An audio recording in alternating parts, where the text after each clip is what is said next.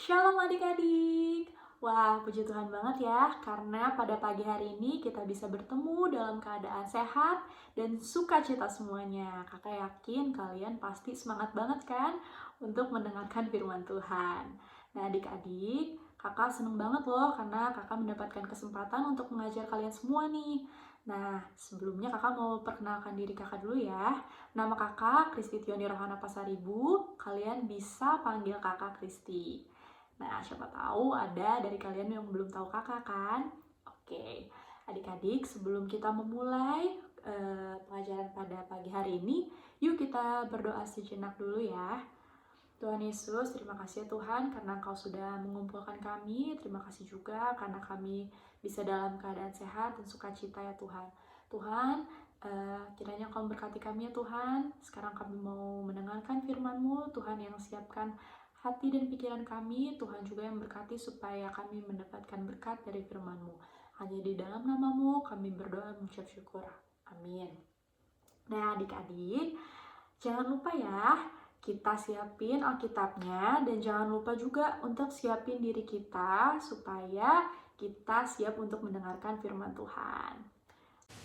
Nah, adik-adik, kalau sudah diambil Alkitabnya, yuk kita buka nats kita pada minggu hari ini yang diambil dari Kejadian 12 ayat 1 sampai 9. Bagi adik-adik yang belum bertemu dengan nats kita, yuk kita baca bareng-bareng di tampilan yang sudah kakak sediakan ya. Yuk kita mulai. Abram dipanggil Allah, ayat 1. Berfirmanlah Tuhan kepada Abram, pergilah dari negerimu dan dari sanak saudaramu dan dari rumah bapamu ini ke negeri yang akan kutujukan kepadamu. Aku akan membuat engkau menjadi bangsa yang besar dan memberkati engkau serta membuat namamu masyhur dan engkau akan menjadi berkat. Aku akan memberkati orang-orang yang memberkati engkau dan mengutuk orang-orang yang mengutuk engkau, dan olehmu semua kaum di muka bumi akan mendapat berkat. Lalu pergilah Abram seperti yang difirmankan Tuhan kepadanya, dan Lot pun ikut bersamanya dengan dia. Abram berumur 75 tahun ketika ia berangkat dari Haran. Abram membawa Sarai istrinya dan Lot anak saudaranya, dan segala harta benda yang didapat mereka dan orang-orang yang diperoleh mereka di Haran. Mereka berangkat ke tanah Kanaan, lalu sampai di situ. Abram berjalan melalui negeri itu sampai ke suatu tempat dekat Sikem, yakni pohon terbatin di More. Waktu itu orang Kanaan diam di negeri itu. Ketika itu Tuhan menampakkan diri kepada Abram dan berfirman, Aku akan memberikan negeri ini kepada keturunanmu. Maka didirikannya di situ mezbah bagi Tuhan yang telah menampakkan diri kepadanya. Kemudian ia pindah dari situ ke pegunungan di sebelah timur Betel. Ia memasang kemahnya dengan Betel di sebelah barat dan Ai di sebelah timur. Lalu ia mendirikan di situ mezbah bagi Tuhan dan memanggil nama Tuhan. Sesudah itu Abram berangkat dan makin jauh ia berjalan ke tanah Negeb. Judul dari pembahasan kita minggu ini adalah Jadilah kehendakmu di bumi seperti di surga. Dari pembacaan nats sebelumnya, kakak yakin banget pasti kalian sudah tidak asing dengan tokoh nama Alkitab Abraham, bukan? Iya, adik-adik, pasti kalian sudah banyak sekali mendengarkan cerita Abraham. Kali ini kita akan membahas cerita Abraham yang rela melakukan kehendak Allah.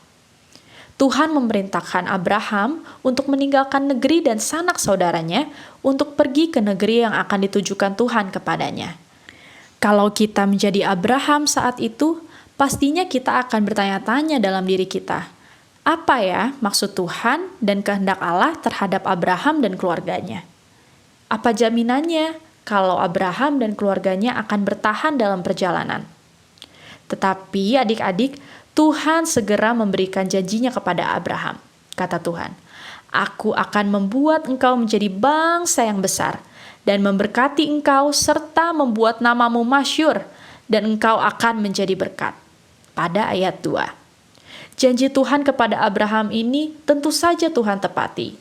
Tuhan memberkati Abraham dan menjadikan keturunannya sangat banyak dan akhirnya menjadi sebuah bangsa yang besar. Adik-adik, Abraham memiliki banyak sekali ya teladan yang bisa kita ikuti. Kita juga harus melakukan perintah Allah, seperti yang sudah Abraham lakukan. Percayalah adik-adik bahwa kehendak Allah adalah yang terbaik bagi kehidupan kita. Harusnya kita bisa ya adik-adik, taat dan meniru iman yang sudah Abraham lakukan. Kehendak Allah artinya segala perbuatan yang baik. Nah, mungkin contoh sederhananya nih ya, kalian bisa melakukan pekerjaan rumah, misalnya mencuci piring, membersihkan rumah, atau merapikan tempat tidur. Bisa dimulai dari hal-hal yang kecil, seperti yang sudah kakak sebutkan tadi adik-adik. Jangan ragu untuk melakukan hal-hal yang baik ya, karena sesuatu yang besar akan dimulai dari hal-hal yang kecil adik-adik. Masih ingat kan apa bahasan kita minggu ini? Iya, jadilah kehendakmu di bumi seperti di surga. Maksud dari permintaan ketiga dalam doa Bapa kami ini adalah sesungguhnya kehendak Allah yang baik dan penuh anugerah itu terjadi juga loh tanpa permintaan kita.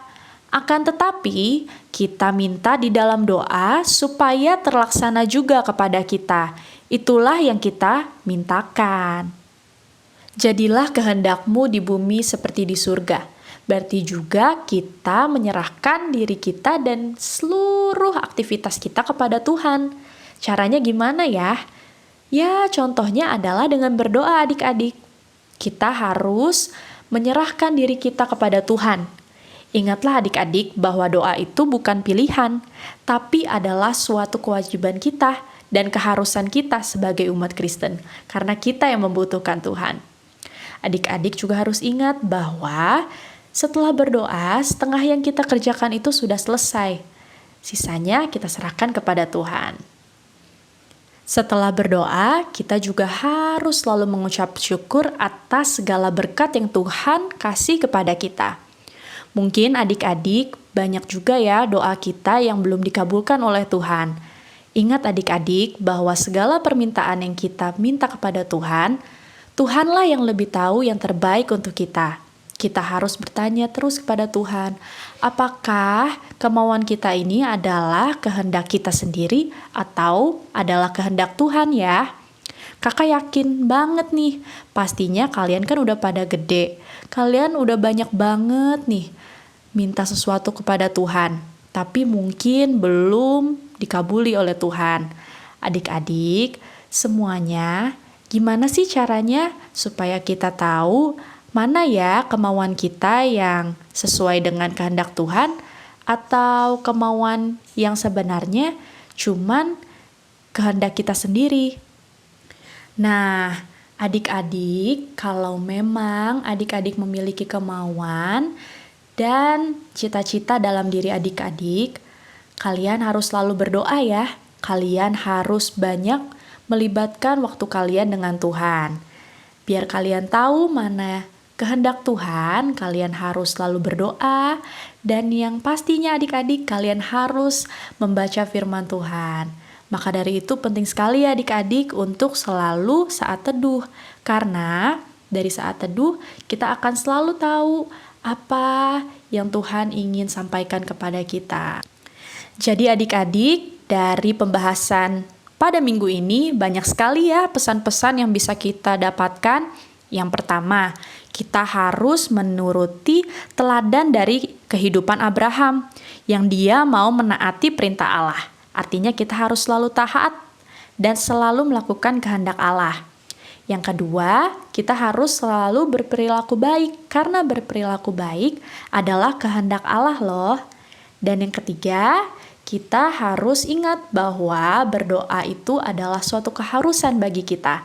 Kita menyerahkan diri kepada Tuhan dan kita selalu menyerahkan segala aktivitas kita kepada Tuhan lewat doa kita. Karena setelah kita berdoa, sebenarnya aktivitas kita setengahnya sudah selesai.